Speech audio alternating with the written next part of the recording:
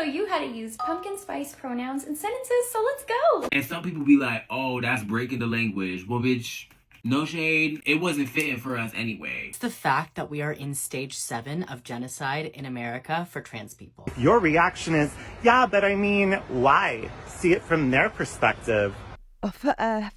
Hey everybody, I'm Brad Polumbo, and welcome back to the Damage Control Podcast, where we're reclaiming the LGBT community from the insane leftists who've taken it over. My guest today is the one and only Blaire White, and we dive into some crazy examples of extreme transgender activism, and of course, some woke LGBT TikToks. This is going to be one you don't want to miss, so if you're new here, consider subscribing, liking, commenting, yada yada yada. Without further ado, let's get into it. Blaire, thanks so much for coming back on the podcast. Thanks for having me. I always love coming on. Love your channel. Always a fun time. Thanks. You kind of paved the way for us other, right of center LGBT YouTubers. Like, I'm getting close to the silver play button, but like when you started, Thank you. There was no one. Yeah, but you know what? It feels really good that there are so many people now, And granted, we're still vastly outnumbered by the other side, but, it's not really about numbers is what I've learned. It's just about the truth and just being rational. And, people respond to that even when they only get a drop of it. So, the reason why I've been able to do what I do for so long is because even though for a while I was, one of the only people, it's it went so far in people's minds and hearts because it just made sense. So even a few more of us coming out just amplifies it by a million. So people like you and, there was an LGBT Jubilee, gay conservative versus liberal debate. There was a bunch of, gay men on there representing for the other side. And that's just really cool to see. Mm-hmm. Yeah, it is. And you just mentioned Jubilee, so I have to briefly ask you, are you fully recovered from your insane debate on Jubilee, the trans liberals versus trans conservatives episode? Because I've watched Jubilee. I've done a lot of Jubilee reactions. That was the craziest one I've ever seen and the most unprofessional, especially towards you, I've ever seen them get. Yeah, it's really crazy. My feelings about it have changed the more time goes on. Initially when I left it, there was a part of me that felt like when I was literally leaving the studio and getting to my hotel room, I had posted to my audience really intense debate coming. And part of me rationalized it as just a normal debate because I am used to some pretty heated debates. But then as I was kind of thinking about it more and more as time went on, I'm like, wait, there was so much of a setup going on. Not to be dramatic, but it's I was literally in a warehouse. It felt like an Italian mob butt hit or something, in a warehouse with Pennywise, and it was just weird. So it was a lot, but at the end of the day, I do feel like I came out on top of the situation, and so did my side of the debate. So at this point, it's just about letting go and letting God and moving on. It was intense, but I think that the win of it was, no longer can people say, kind of what you mentioned at the start of the episode today was how there are more of us now, LGBT in general, people on the right or even just making sense. That really showed it in a literal form, right? It's 4 on my side, 4 on that side. So even though, they focused so much on me that it really took the air out of the other people, just them being there was proof in and of itself that all right, even if you still hate Blaire White, you can no longer say she's just some weird clown speaking into a vacuum by herself. There are 3 other just in this shot. So because of that, there must be a lot more. So that was a success for me, in my opinion. So I guess I wonder, it's been a while since we last talked and a lot has happened. Do you think things are getting worse? Do you think the trans activism is getting more out of control, or do you think it's starting to maybe simmer down a little bit? Well, part of it is, there's so much going on in terms of the world, obviously the Israeli conflict and, so many big things that sort of the social, cultural stuff does sort of die down just a little bit with that. But I don't think it's gotten any more rational. I will say that in terms of trans activism. And I think everyone saw that, in that debate. It's a literal person dressed as a clown. It's it doesn't get more insane. I think that there's just more focus on worldly events right now. However, their tactics are just as awful. And I think that we are turning a tide in terms of less and less people are tolerating it. It's hitting people a different way the longer it goes on. The more it affects their actual lives, the more they maybe are in workplace situations with these types of activists. That's a big thing. I'm so removed from sort of normal work culture because I've kind of always been doing what I do now.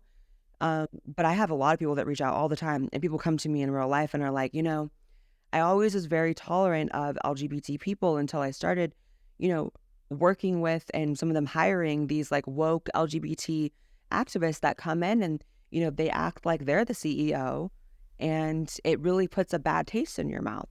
So I think that a lot more people are being exposed to them in real life, which there was a time when people said that the things that you and I criticize were just online things. It's no, it does bleed into real life. So I think that changes a lot too, as far as the tides. So you mentioned Israel, Palestine, and look, I'm not a foreign policy expert or scholar, and neither Same. are you. And I am not somebody who thinks either side is perfect in the conflict. I don't.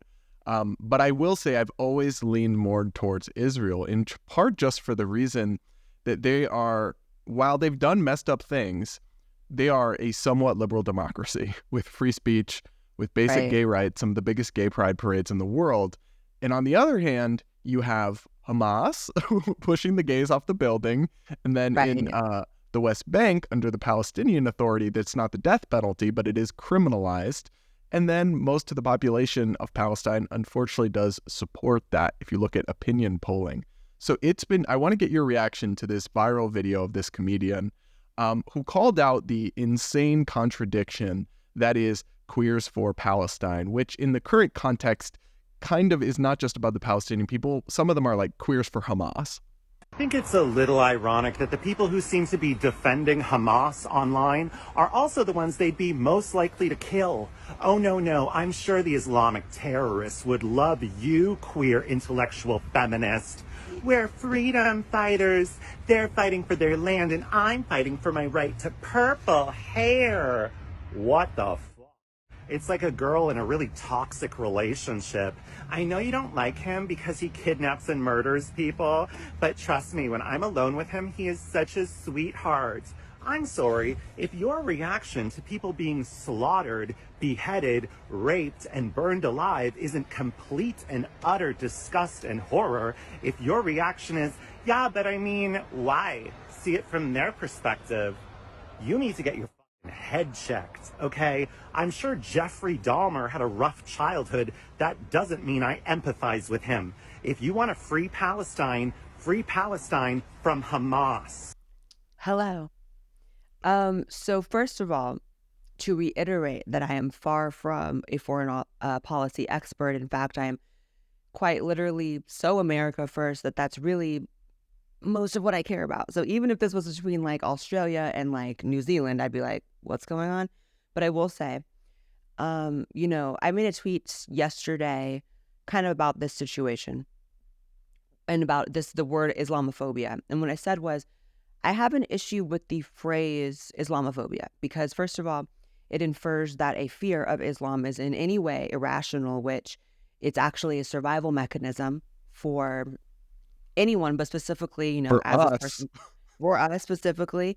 And there is also something to be said about, even framing what's going on over there through the lens of who's better for LGBT, because it is actually way bigger than that. But it is the important point to make, which is, women and LGBT people, it's a survival instinct to be Islamophobic. And that has nothing to do with not treating individual Muslims with the respect, human dignity, and decency that every person deserves. I treat everyone like a blank slate, even people who subscribe to religions that are anti-me, because you can find anti-me passages in, the Bible as well. But the difference is, Christians and Christian countries have by and large abandoned that sort of barbarism towards those groups that their religion instructs them to have a long time ago, right?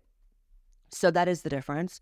And so what I do know is it's very sad that this sort of hatred and what's happening over there does bleed into our society and our culture, the same way that I see, a lot of my Jewish friends and people on social media posting and are legitimately like scared, and also posting that they've had weird run-ins with people who are treating them badly.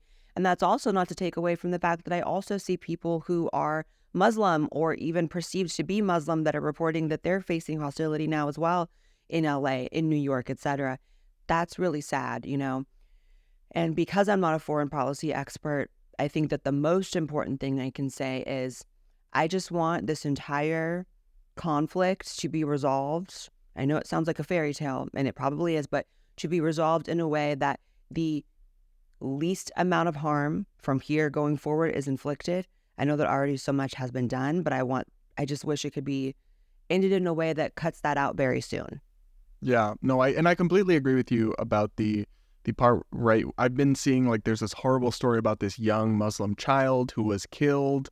It is so wrong to like treat people harshly because of your assumed religion or race or anything, but it's not wrong to criticize or even judge ideas and beliefs associated with one religion. Like that is fine to do.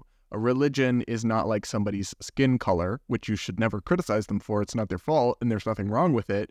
It's a set of beliefs people choose to hold. And whether that's Orthodox Christianity or it's Islam, you should be able to criticize an ideology, because when you can't criticize an ideology, when you're not allowed to, that's usually not a good sign. Right. And, this is where, the Poindexters in the comments will probably jump in and say, well, why don't you have that same energy for Christianity? And it's kind of like, well, why would I give them the same energy? It's not as if the real world effects in Christian countries or countries that are predominantly Christian is the same as when Islam is codified into law. There's a reason why I can't legally travel to 99% of Islamic countries without fear of being placed in prison or worse. So I would have that same energy if they gave me that same energy, but they don't, And it's not to say that there aren't passages, again, in the Bible that are, worth critiquing because they may be, used to enact bad things in the world. That's a given. But when the number of people who take it literally is so far beneath in one of the other religions, it's like, I don't understand the whataboutism with that, And there's things that people criticize so easily as far as leftists that are so much less of a fair criticism to make than someone's religion. That is literally a set of ideas. I know that they hold it very deeply. There are Christians I know that they get very offended if you speak on their religion, and so I don't in a negative way, because I also don't really have many negative feelings towards Christianity as a whole. But if I did, I wouldn't say it around them because I don't want to have a conflict, but the ideas are 100% critiquable. That's a given. And I think the big difference you hinted at there too is the difference between theocracy and just religious beliefs. So it's like in many of these Muslim majority countries, it's not just their religion, it's imposed through the law. Whereas in a place like the United States, some Christians might believe, that our lifestyles are sinful or whatever. But as long as they're not trying to impose that through the law, I don't have that much of a beef with them, really. Like, you live your life, I live my life. Whereas in other countries, that's very much what they are trying to do. And that's why it's so important and totally fair to attack their beliefs for it. 100%. And, I've never had any real issues in my life with any individual Muslims, which is why I'm always going to, leave that nuance open in my own heart and mind and say, I will never treat any individual as though they are the lump sum of, an ideology, especially when that ideology, mostly only has that negative impact a sea away.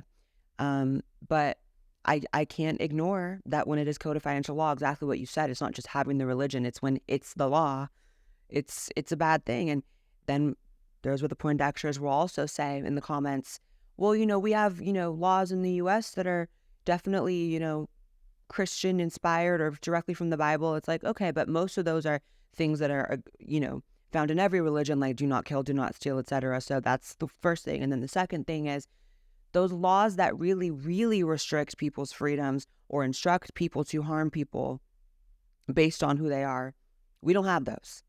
And even in the states where a few are on the book still, just by virtue of them being old, like I'm pretty sure in Texas, there's still like a sodomy law that is not enforced because it's so old, and like, who's going to enforce that?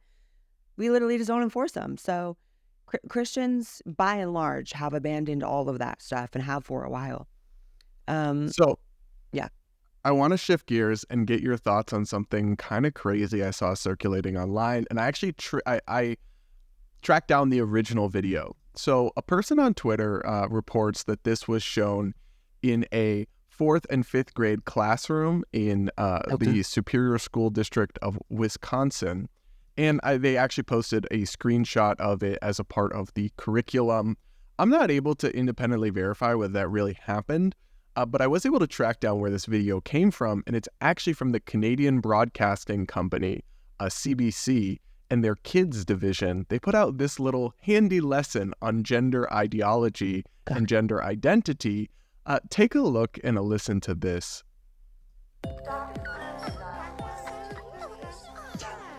Aww. Hi, baby. Are you a boy or a girl? Funny you should ask, Sid. One of the first things they check when a new baby is born is what kind of body parts they have. They do that to determine a baby's sex. Most of the time, it's easy to determine, and sometimes it's more complicated. This one has a penis. It's a boy. This one has a vulva. It's a girl. Congratulations. Whoa, let's hit the brakes, people. The way your body looks on the outside is only part of the story. What? Stay with me, gang. This is important. Hi, little one. Your sex refers to your physical body parts, remember? But there is also something called gender, which is how you feel inside your body and who you know yourself to be. And your gender, how you feel on the inside, doesn't always match the sex you were called when you were born. Okay. Let's say you were born with a penis and you feel like a boy inside. In that case, your sex and your gender match. But what if you were born with a penis and you know you're a girl inside, not a boy? Then your sex and your gender don't match. Wait, what does know you're a girl inside mean anyway? Does that mean you have to love pink things and princesses? Nope. Sometimes people refer to things as girl things and boy things, but this is just how people sometimes classify things, usually to make it easier to sell stuff to kids and their parents. Clothes, toys, and games are for everyone. You don't have to be a boy or a girl to like a certain thing. Sid, has anyone ever told you that you shouldn't play with something or wear something because you're a boy? Well, yes. The body parts you were born with don't always dictate who you are, how you feel, or what you like to play with. Ah, that's such a relief. Gender, how you feel and who you know yourself to be, tells you who you are, and there are a whole bunch of possibilities. Figuring out what feels right for you is just part of growing up. Bye, little cutie. You might want to change that diaper sooner than later. Wow. Amazing. I mean, almost every statement in there was either some form of a direct lie, a delusion, or a manipulation tactic. I mean, that was okay. So first of all, it's amazing that they say, you know, what they said about how, does that mean they like pink and girl things? No, because you can like, but those are the exact things that they will jump to when their child, you know, is that way to transition them. It's like when you listen to any parent of these, you know, kids who they transition, those are always almost the only things they list is, well, she always liked dresses as a kid. Well, she always liked the color pink. It's like, you can't have it both ways. The second thing is, it's interesting how there's no mention of the word intersex within that. So if you are going to make any form of, you know, educational content about how, you know, penis the doctor looks at, that means boy, and, you know, vulva or whatever, girl, it's like, okay, so we're onto something there. But then you say that's only tells half the story, and then you go into all this BS. What you really should have went into was that sometimes you can have a condition called intersex, which is a medical condition that a small number of people are born with that will lead to having, you know, internal organs that are sometimes not correspondent, and that doesn't make you a different gender. it makes you someone who has this condition. So I love how the whole point of this video is this like woke child correcting the doctors. But I also, look, I think this would be confusing for a child. And if 99+% of the time, whatever, the boys are the boys and the girls are the girls. And in the rare exception cases, whether like it's intersex or you mentioned, or somebody who will grow up to have gender dysphoria, they don't need that idea planted in their head in their 4th grade classroom through cartoons, right? They will figure that out and come to you. I genuinely don't understand the purpose of this kind of confusing and deeply ideological material being presented to young kids, which is clearly who it's designed for. Yeah. Well, that's exactly what you just said. I feel like there was a time where people in America had too much resistance and closed offness in their mindset toward if their kid ever came to them, you know, once they went through puberty or whatever, and said that there was something different about them, whether it means they're gay or they're struggling with feeling like, you know, there's issues with their gender. And we went straight from that to not a place of openness and, you know, reception to kids coming forward and saying these things, but implanting it in their mind, right? So it's like, that's completely different than coming from a place of, you know, I'm a parent, just had a kid, and if I fast forward to, you know, 13, 14, 15 years from now, and they come forward to me and they're confused with something or they want to tell me something, I will be receptive, I will be open, I'll be loving about it and help them through it. That's completely different than by the time they're in 4th grade, we're going to be showing them content that actually implants these ideas in their brain. And that is something that, just like you said, no one had to tell me I'm trans, no one had to implant that in my head. I'm sure it goes without saying, no one had to tell you were gay or implant that in your head. And that's the case for all of us, actually. It's the ones who now are transitioning or, you know, identifying anywhere within the LGBT acronym that are, you know, not actually that because they're being gaslit into thinking they are. And it's often, like I said, for things like liking pink as a girl, when that could just mean you're an effeminate gay man. So stop putting things in kids' heads. Be open to them coming to you and help them through things if is worst case scenario. So how would you feel if you were a Canadian and your tax dollars funded that fun little commercial for kids? Well, I'll let you know if I get to even worrying about that after I worry about why my tax dollars will be going to the medical suicide program. You know, the one where they kill poor people and people who experience depression and trans issues, by the way. You go to them and say you're experiencing gender dysphoria and you can't afford a transition. There are stories of them offering that suicide, that medical suicide, to people like that. So, I mean, at this point, you got to go through so much other stuff to even think about this with the Canadians. But, you know, again, it's like, that's a Canadian video, but stuff like that's getting shown here too. So it's really messed up. Yeah, no, I completely agree. I will say you are banned from TikTok, but I am not. And I have subscribed to all the woke people that you can find, all the lived out accounts. And so every now when I do this podcast, I often will react to some of this content, and I'm going to make you do it. And the ones I have particularly apply to trans or also your fave, which is non-binary. So let's take a look at a couple of these videos. Today I'm going to show you how to use pumpkin spice pronouns in sentences, so let's go! Pumpkin spice pronouns, oh my goodness, I love pumpkin spice so much. Azul, do you like pumpkin spice? No. I love pumpkin spice. Exactly. And if you're like, pumpkin spice pronouns, what are you talking about? This lady is crazy. Well, first of all, I'm not a lady. It's better not to assume somebody's gender, but I understand why you would, because we've been conditioned to do so, right? I do like to use the pronoun gal. I do like to call my wife, but that does not mean that we like other terms. Anyway, what are neopronouns? Well, here's a little definition that I hope can help in some type of way. I I hope to help, but remember, even if it doesn't, you do not need to understand something in order to respect it. And that is the most important lesson I think I've ever learned in my life. But anyway, here's how to use pumpkin spice pronouns in sentences. Oh wait, it's not pumpkin spice together. So it would be like a separation. So you can either use pumpkin or spice pronouns. It would look like this in two different categories. You can use either set. Sometimes it depends on the day. Sometimes you're just trying things out. Sometimes it just works together and that's what you want. But the person will let you know, I promise, so don't worry about it. Pumpkin inspires me every day. Spice loves and accepts every bit of Spice's queerness. I actually love that. That sounds so cute. Okay.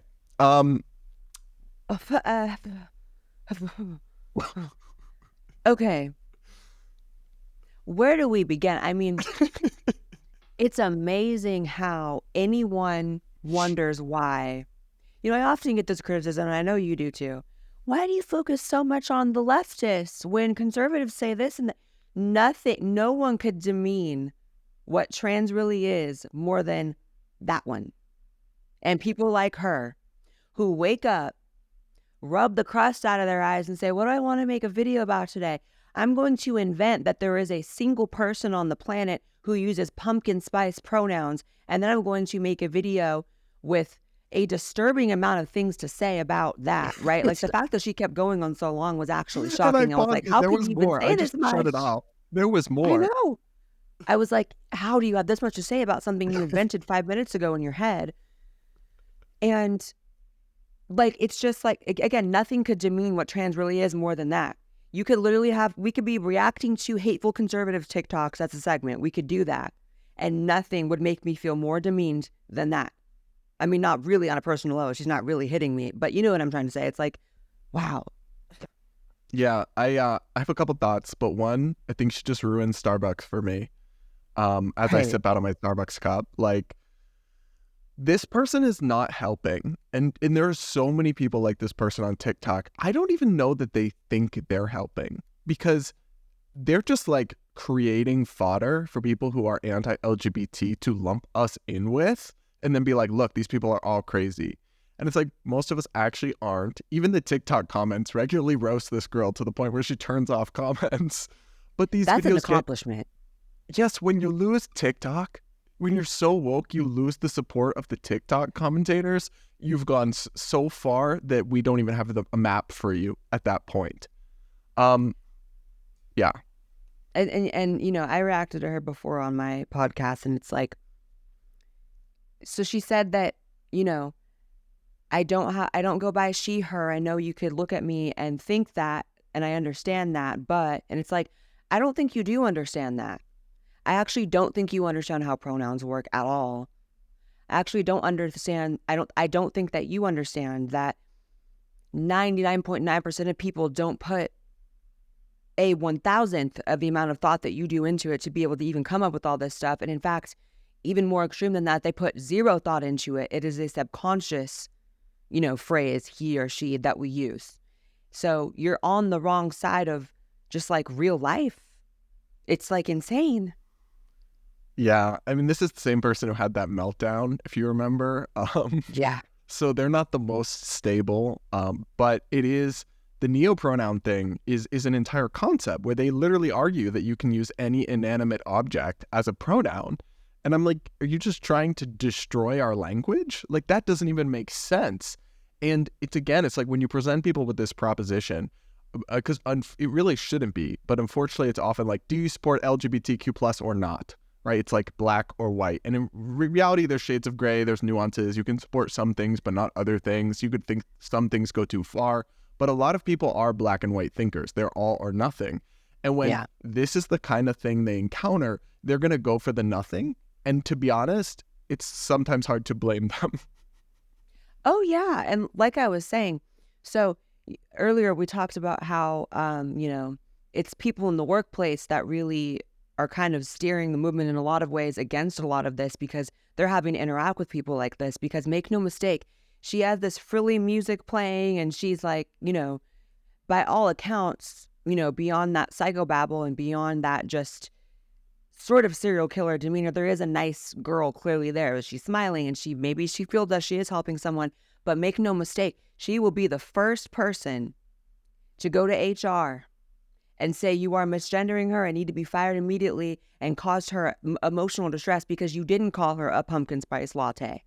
So people have to put up with this stuff in real life. So to you and I, we can laugh and it seems serious and it is funny. But to people who have to work with that, which is a lot of people now in today's age, that person could ruin their life, you know?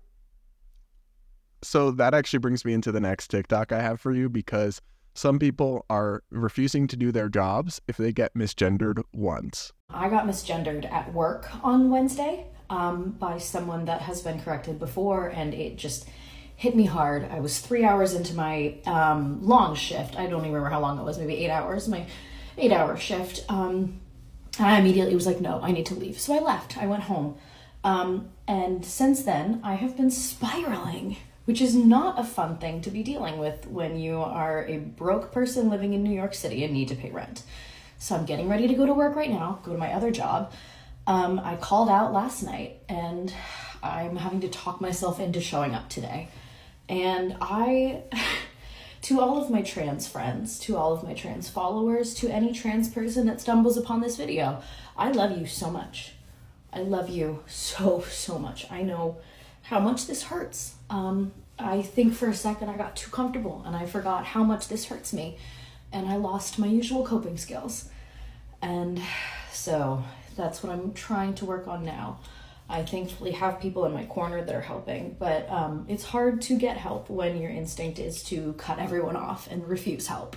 So to my trans friends, to all of the trans people watching this, I love you. I love you so much. To all of the cis people watching this, watch yourself. Check yourself. To her. And I said her because, first of all, going back to that subconscious, like people say what makes sense, no one in their right mind would ever look at that person and say anything but she, because first of all, you're doing a video. You're doing the most female-coded video I've ever seen. You're in the mirror primping yourself, doing all these feminine like mannerisms. And then second of all, how broke are you if you left work because you heard a word you didn't like, you called in the next day, and then today you're considering pushing yourself to go to work? You can't be that broke, right? And you know she's a liar because she said, ever since I was misgendered, I've been spiraling. She said it with a smile. People can rewind it if they want. She's smiling about it. That's her real self because she was very excited to hop up on camera and complain about this for clout and views. This is actually the best thing that's happened to her in a while. Yeah. I do believe she's depressed. I do feel bad for her a little bit on that part. I mean, yeah, mental health is no joke, but some of this is ridiculous. I mean, I laughed at the part where she was like, my long shift, my 8-hour shift. I'm like, so babe, you mean a normal shift? Like, you mean a 9 to 5? That's like that you are so willing to give up because you heard a word, so you're just leaving? Well, that's the thing that bothers me about this is like the lack of emotional resilience of even like a 6-year-old, not even a toddler. I almost said toddler, but like that's not even quite right. Like you lack even the basic emotional resilience of a toddler. And then it's so kind of offensive because the actual trans people that I know have been through shit, have been through hell and back. And so the idea that they would melt down and leave work because somebody didn't use the pronoun. And look, I use people's pronouns. Like I'm not trying to be a jerk to people. And if someone was trying to be a jerk, that sucks. But the idea that you would melt down and leave your job over someone else's word choice makes you look like an enormous snowflake. When in reality, most actual trans people are very thick-skinned because they've been through it and back.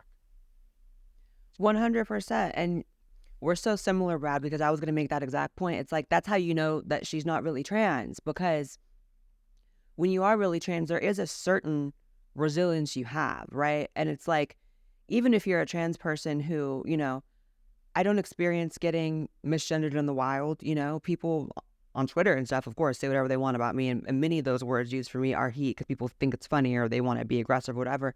And that's fine. But in real life, it doesn't happen to me. But, you know, so obviously there are trans people who it does happen to them all the time. And if you are that type of trans person who is misgendered, even though you're making an effort, you do grow a resilience to it. You do grow a shell to it. And even if it stings a little bit, at a certain point, you're not on camera smiling about it. I was spiraling. That's how you know she's a liar. And then it's about her ego and that narcissist bone in her getting tickled. That's all it is. Yeah, I mean, like, even as a gay person, like, I've mostly had it okay, but I've been chased by a homeless person screaming the F slur at me, like, in the streets of DC. And so you think I'm going to get mad because somebody, like, assumed I had a wife or assumed I had a girlfriend? Like, that's the equivalent. It's like, oh, I meet someone at work, I tell them, oh, yeah, my partner and I went here. And they're like, oh, what does she do or something? And I'd be like, oh, actually, he's a doctor, right? And then I move on with my day. If I was her, I'd be like traumatized, posting up on TikTok, like, had to leave my job today. I had to turn off Twitter. Someone assumed I had a wife. Had to call up my therapist for extra hours. Like that's literally where they're at. And you definitely wouldn't say, I'm spiraling. Like, that's ridiculous. If you were really spiraling, you'd be looking like it. But you're so pumped to film that damn video. And you're perfecting your look in the camera. It's like, how much narcissism can you even point to in the video? All right. So the next one I want to get your thoughts on. Have you heard about this whole like Roman Empire thing? Yeah. And you know what's so funny is every LGBT person that I know has been in my DM saying that Jubilee debate I did is their Roman Empire. That's funny. That's actually funny. Mine too. Yeah. But this person's Roman Empire is pretty interesting. So take a listen to this. Do you want to know the trans version of the Roman Empire? It's the fact that we are in stage 7 of genocide in America for trans people. It's so offensive to actual victims of genocide in the world. I just came so close to pulling a Blossom and saying something violent about that person and what I maybe wanted to do or not do in that moment. How dare you? In this moment, speaking of moments, this worldly moment, just like, and are there 7 stages of genocide, or is like a point when genocide is happening and when it's not, right? Are there stages of, intense politics? Sure. But I'm pretty sure you're in a whole different paradigm and universe once that genocide starts. There's a end point and a start point to that, and it's not 7 stages, 4 stages. How dare you? That was disgusting. Yeah, it's rough, and it just discredits it because it's like I have actually looked into the data on this, and transgender people are not more likely to be murdered. No. But they constantly talk about this like epidemic of trans murders, and anybody being murdered is sad. And when it happens to a trans person, it's just as sad as when it happens to anybody else. But it's like I hate this fear porn narrative because I'm imagining a lot of like LGBT young people watching these creators on TikTok and like thinking the world is a much scarier and nastier place for them than it actually is. And I don't want them to have the wrong impression and live their lives in fear like that.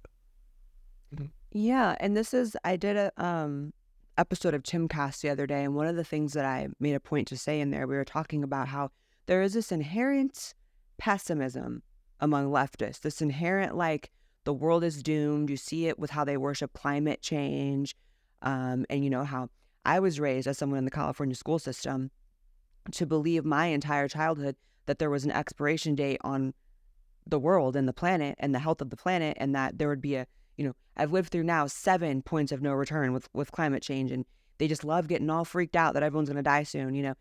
Trans people are being genocided. What?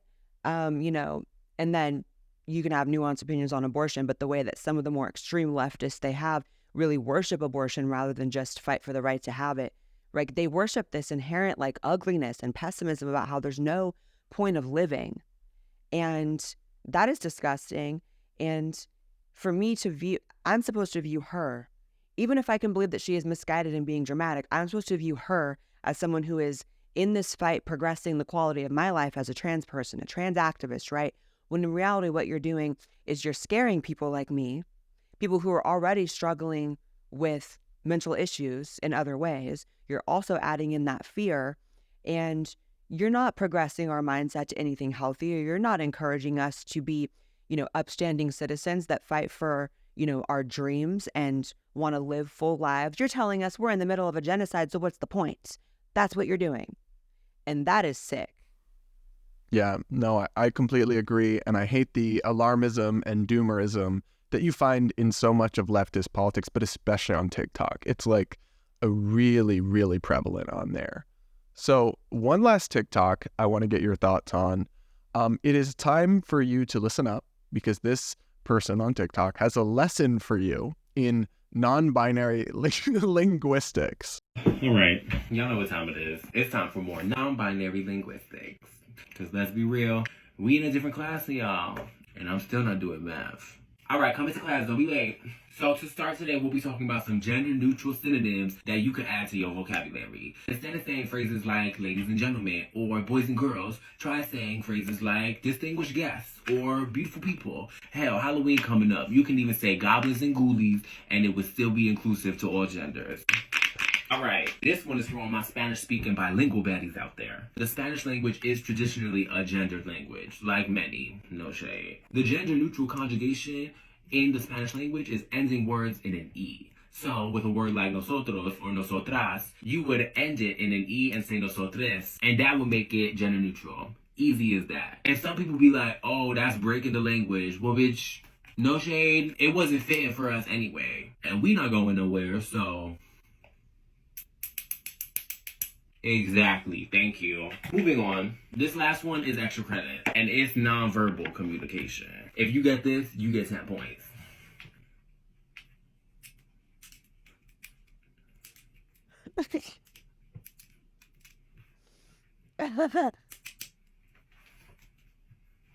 All right, who got that? I know you got that. Period. All right, y'all, class is indeed over. Shagova. I'll see y'all later. Okay, first of all, I'm conflicted on this because one thing I do love is the gays. In terms of, not in a condescending head pat way, I genuinely enjoy, and I always have my entire life, the company of like a confidently, openly gay man who's not afraid to be whatever level of effeminate is natural in their spirit. Because what's beautiful about that is they don't have to force themselves into any category. They just are themselves. That's why I like that, because it's so, transparently honest. But that's the problem. Someone gassed these gays up to believe that because they have that spirit of the gassed up effeminate nature, that means that now they're in this different category and they are non-binary and they're a different gender, and that makes them trans, rather than just, again, it's abusive in terms of you're telling them that it's not okay to just be gay. They have to find these other labels, when in reality, baby, you're just a feminine gay man. And I love that for you. You should love that for you as well. Yeah, I actually completely agree. Like, he seems funny. Like, I am not somebody who's going to judge you because you're a man and you have nails, or because you are sassy. Like, whatever. Do whatever you want. Like, LOL. But, most of what he said, though, is like either ridiculous. Like, so I minored in Spanish. I'm not fluent, but I do know that if you went up to somebody and said "nosotros," who's a native Spanish speaker, they'd look at you and be like, "The fuck?" Yeah. Yeah. Like, you can't just colonize their language in the name of gender neutrality. That's the word. Hi. Yeah. I mean, Spanish, I don't speak Spanish, but I do know that it's a gendered language. Like, from what I've heard, even like the word like coffee table has a gender to it when you speak it in Spanish. Like, that's true, right? Is that like true? Yes. Everything is either masculine so it's like, or feminine. Right. So it's like, no. So nothing you're saying makes sense on even like a logical level. And then also just be you, because all that confidence and the joy that I do see in you actually does get overshadowed by the clear lack of confidence that you are searching for these other labels, and you are searching to control others through language, which only comes from the place of someone who is trying to grasp onto power because they feel powerless in their own life. So I hate to psychoanalyze all these people, but I'm into doing that lately because I feel like it explains so much of their behavior. Once you start understanding why they're doing it, they try to control you through language because they have no control in other areas of their life. That makes sense. And the other thing too is, like, simultaneously the world is falling and the sky is falling, And also, like, their pressing problems include the terms ladies and gentlemen. It's like, it really can't be both. Right. No one has time to give a shit about that. Just being honest. I mean, no one has the time for that. I'm trans and I don't have the time for that. Like, who can? All right, Blaire. Well, it has been a blast having you back on the show. Thanks for joining us again, and keep up the great work doing damage control on this community. Thank you for having me, and let's do it again soon. All right, everybody. Thanks so much for watching this episode of Damage Control, and thanks for supporting the show in its rapid growth. If you're new here, consider subscribing, liking, commenting on YouTube or Facebook, wherever you're watching us. And if you're listening on audio, please take a second and rate us and review us on Apple or Spotify so more people can discover this show. Without further ado, I'll see you all next week.